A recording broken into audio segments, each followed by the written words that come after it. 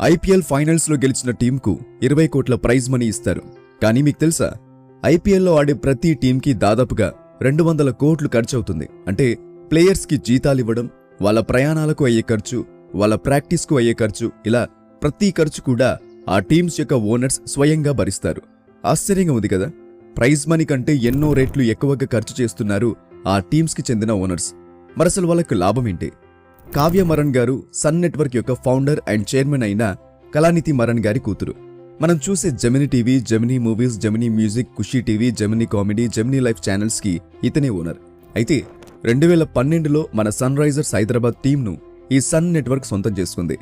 2018 నుండి ఈ టీంకి సీఈఓగా కావ్య మరన్ గారు వ్యవహరిస్తున్నారు. అలాగే ముంబై ఇండియన్స్ కి ఓనర్గా అంబానీ గారి భార్య నీతా అంబానీ గారు, కేకేఆర్ కి మనందరికి తెలుసు షారుఖ్ ఖాన్ గారు, పంజాబ్ కింగ్స్ కి బాలీవుడ్ హీరోయిన్ ప్రీతి జింతా గారు, ఇలా ప్రతి టీంకి ఎవరో ఒక పెద్ద